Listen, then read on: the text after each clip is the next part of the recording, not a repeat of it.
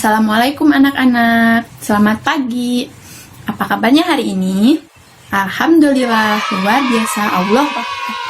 Alhamdulillah, kita bertemu lagi pada kesempatan kali ini untuk melanjutkan kegiatan belajar kita. Nah, anak-anak, sebelum memulai kegiatan hari ini, Ibu ingin kalian merapikan bangku kalian, lalu mengecek bangku kalian apakah ada sampah atau tidak. Jika ada, Ibu minta kalian memungutnya lalu membuangnya ke tempat sampah. Alhamdulillah, kelas kita sekarang sudah rapi. Nah, untuk memulai kegiatan hari ini, Ibu minta ketua murid untuk memimpin membaca doa. Alhamdulillah. Nah, sekarang kegiatan selanjutnya, Ibu ingin mengecek semangat kalian. Nah, Ibu akan mengetes tepuk semangat ya anak-anak. Tepuk semangat. Semangat. Satu kali lagi ya. Tepuk semangat. Semangat. Alhamdulillah anak-anak Ibu sudah siap untuk memulai pembelajaran. Nah, anak-anak, sebelumnya Ibu ingin tanya dulu, siapa yang tadi pagi mematikan lampu kamarnya setelah bangun tidur? Iya, pinter. Nah, Ibu ingin tanya lagi, siapa yang tadi pagi menghabiskan sarapannya? Iya, pinter. Nah, anak-anak ada yang tahu mengapa Ibu menanyakan pertanyaan itu? Baik, Ibu menanyakan pertanyaan itu karena pertanyaan-pertanyaan itu akan berkaitan dengan materi yang akan kita bahas kali ini. Nah, materi yang akan kita bahas kali ini mengenai hak dan kewajiban kita dalam melestarikan sumber energi. Nah, pada pertemuan sebelumnya kita telah mengetahui tentang energi. Nah, sekarang Ibu akan mengulas sedikit mengenai energi, sumber beserta bentuknya. Nah, energi itu apa? Energi adalah kemampuan untuk melakukan usaha. Nah, sekarang mengenai sumber energi. Sumber energi ada banyak anak-anak yang dapat kita jumpai di kehidupan kita. Nah, salah satunya yang tadi Ibu tanyakan mengenai sarapan. Ternyata sarapan yang kita makan, makanan yang kita makan merupakan salah satu sumber energi. Nah, sumber energi yang lain, yang pertama adalah sumber energi matahari. Selain itu, sumber energi air, sumber energi panas bumi, dan sumber energi angin. Jadi sumber energi kita kategorikan menjadi 5. Yang pertama sumber energi matahari, yang kedua sumber energi panas bumi, yang ketiga sumber energi air, yang keempat sumber energi angin, dan yang kelima sumber energi makanan. Nah, selanjutnya Ibu akan mengulas lagi mengenai bentuk-bentuk energi. Nah, bentuk-bentuk energi itu ternyata banyak. Nah, bentuk energi itu ada energi gerak, ada energi panas, energi cahaya, energi bunyi, dan ada energi listrik. Nah, semua bentuk energi itu memiliki manfaatnya masing-masing. Nah, salah satu contoh energi panas. Ada yang tahu contoh energi panas apa? Iya, betul. Energi panas, tadi kata temannya, contoh manfaatnya itu untuk menjemur katanya. Iya, betul. Energi panas memang untuk menjemur. Nah, terus tadi ada yang bilang temannya, energi panas itu untuk memasak katanya Tebu melalui kompor. Iya, betul. Energi panas bisa kita gunakan untuk memasak melalui tadi kompor. Nah, selanjutnya ada energi cahaya. Energi cahaya manfaatnya apa? Energi cahaya salah satu manfaat paling terbesar itu ya untuk bisa sebagai fotosintesis. Nah, untuk berfotosintesis tumbuhan memerlukan cahaya matahari. Itu yang sangat diperlukan. Nah, selain untuk berfotosintesis, manfaat lainnya dari cahaya, iya tadi kata temennya ada yang bilang untuk menerangi katanya. Iya, betul. Nah, selanjutnya ada bentuk energi gerak. Nah, energi gerak itu energi yang dihasilkan oleh benda yang bergerak. Nah, kita sebagai benda hidup atau makhluk hidup akan melakukan gerakan. Nah, tanpa sadar kita ini memiliki energi gerak. Nah, selain itu, energi gerak ternyata dapat menghasilkan energi listrik. Bagaimana caranya? Nah, ternyata dari gerakan arus air itu bisa menghasilkan listrik, anak-anak. Nah, selain dari gerakan arus air, ada juga dari gerakan kincir angin. Nah, apabila kincir angin berputar menghasilkan itu, apabila kita gunakan dengan baik akan menghasilkan listrik juga seperti tadi aliran arus air. Nah, manfaat dari bentuk energi yang lain ada tadi energi listrik. Nah, energi listrik itu banyak sekali manfaatnya dalam kehidupan kita. Nah, siapa yang tahu salah satu manfaat dari energi listrik? Ya, betul. Tadi temennya ada yang bilang manfaat energi listrik itu untuk menyalakan TV, Bu. Iya, betul. Energi listrik juga bisa menyalakan lampu. Iya, betul. Energi listrik sangat bermanfaat bagi kehidupan kita.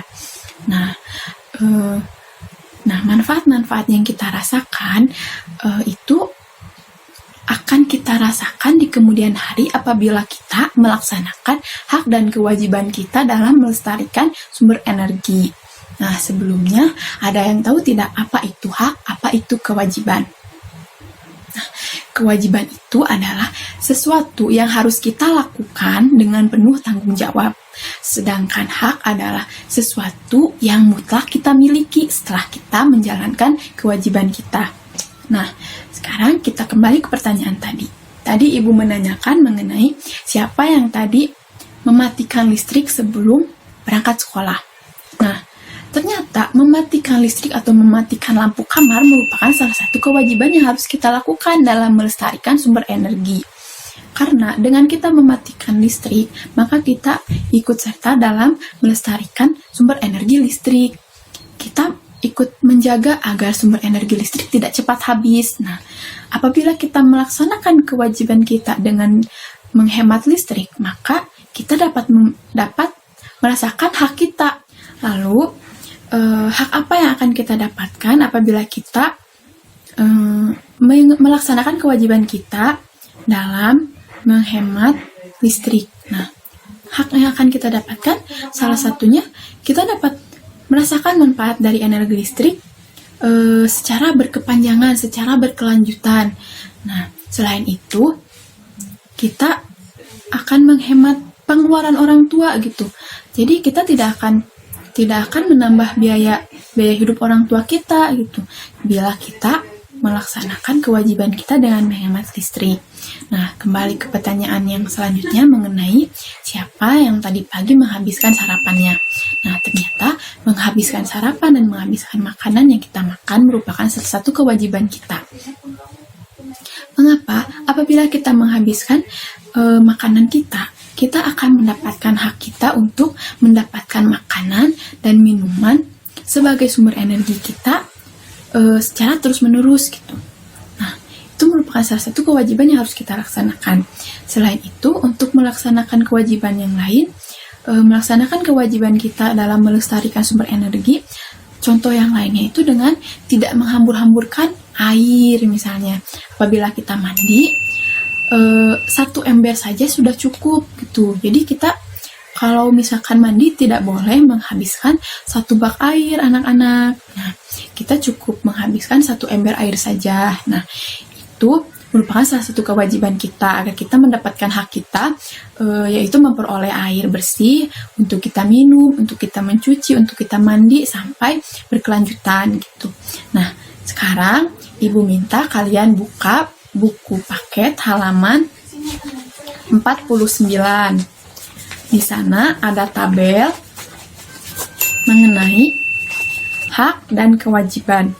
Di sini tertera kewajiban dan hak. Nah, pada kolom Ibu kasih contoh ya. Untuk kolom pertama mengenai kewajiban, mematikan keran air jika tidak dipakai. Nah, di sini ada kolom hak. Nah, hak untuk kolom yang belum diisi, anak-anak isi secara berdiskusi. Nanti jika sudah selesai, Ibu akan mengecek secara bersama-sama. Nah, anak-anak, sekarang waktunya mengecek hasil kerja kalian. Nah, untuk kelompok A, Ibu minta seorang menjawab tentang hak apa yang akan kita dapat apabila kita melaksanakan kewajiban mematikan keran air jika tidak dipakai. Ya, betul. Nah, hak yang akan kita dapatkan apabila kita melaksanakan kewajiban mematikan keran air jika tidak dipakai adalah, tadi temannya bilang akan mendapatkan air, hak kita akan mendapatkan air untuk minum, untuk mencuci, dan untuk mandi, katanya. Iya, betul. Nah, itu merupakan salah satu hak kita yang akan kita dapatkan apabila kita melaksanakan kewajiban kita dalam menghemat air. Nah, selanjutnya, kita tidak membuang-buang makanan. Nah, hak yang akan kita dapatkan, mangga untuk kelompok 2 bisa menjawab pertanyaannya. Ya, betul. Nah, hak yang akan kita dapatkan apabila kita melaksanakan kewajiban dengan tidak membuang-buang makanan adalah akan mendapatkan sumber makanan dan minuman sebagai sumber energi kita. Nah, itu salah satu jawaban yang benar ya, teman-teman, anak-anak. Nah, setelah selesai materi kali ini, Ibu akan lanjutkan mengenai satuan waktu. Setiap kegiatan yang kita lakukan tentunya membutuhkan waktu.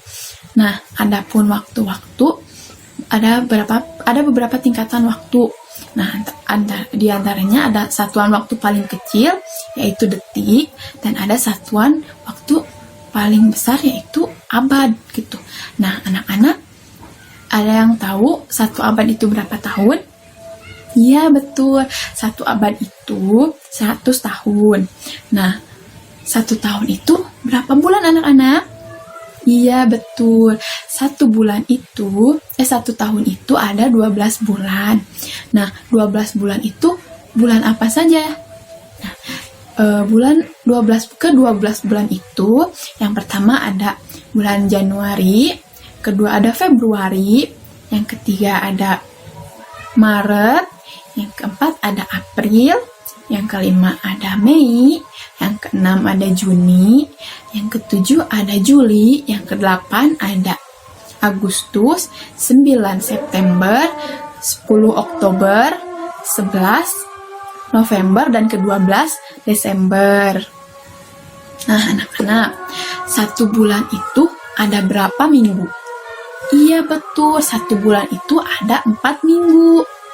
Nah, dalam 1 minggu ada berapa hari? Betul, dalam 1 minggu itu ada 7 hari. Nah, siapa yang tahu ke-7 hari itu ada apa aja? Nah, kalau yang tahu, boleh kita nyanyikan ya, kan ada lagunya tuh. Nah, sekarang kita nyanyi mengenai hari-hari. Ibu dulu yang nyanyi, lalu dilanjutkan oleh kalian.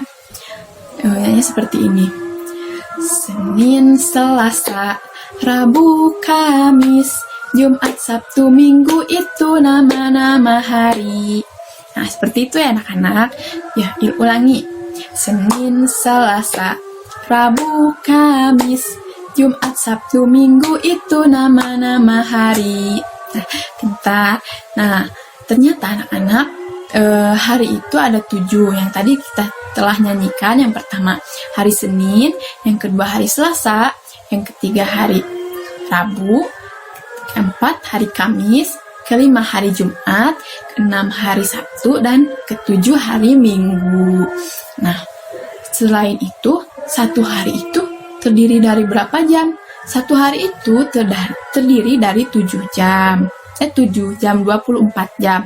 Nah, anak-anak, coba kalian buka pada halaman 50.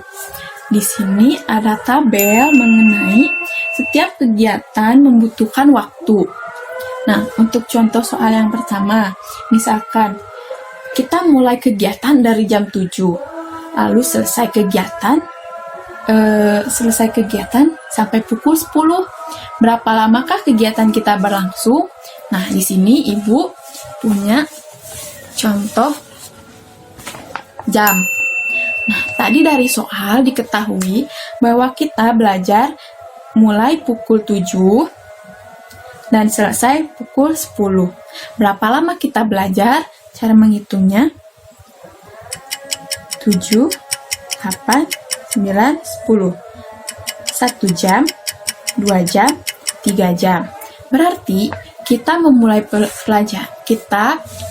pelajaran selama 3 jam. Nah, untuk mengisinya cukup kalian isi di kolom titik-titik seperti ini di buku catatan. Nah, untuk pertanyaan di kolom kedua mengenai alat yang digunakan di rumah. Alat yang kita gunakan di rumah ada mesin air.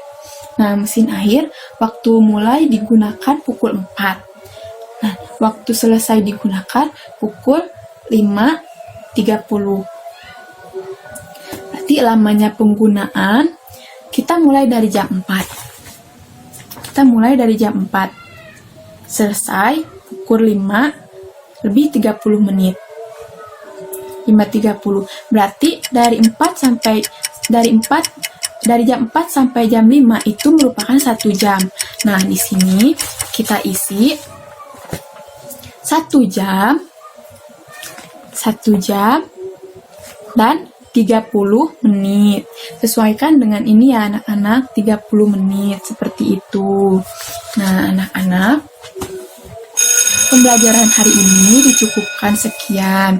Nah, untuk soal yang tadi Ibu kasih dari halaman 50 itu kita jadikan sebagai PR saja. Nah, anak-anak diharapkan dengan pembelajaran hari ini kita dapat mengetahui tentang hak dan kewajiban kita mengenai melestarikan sumber energi, dan kita juga dapat mengetahui lamanya waktu yang kita gunakan dalam mengerjakan sesuatu. Nah, untuk itu Ibu ingatkan kembali PR-nya dikerjakan dan dikumpulkan minggu depan. Nah, untuk pelajaran hari ini Ibu cukupkan sekian. Mohon maaf bila ada kesalahan. Wassalamualaikum warahmatullahi wabarakatuh.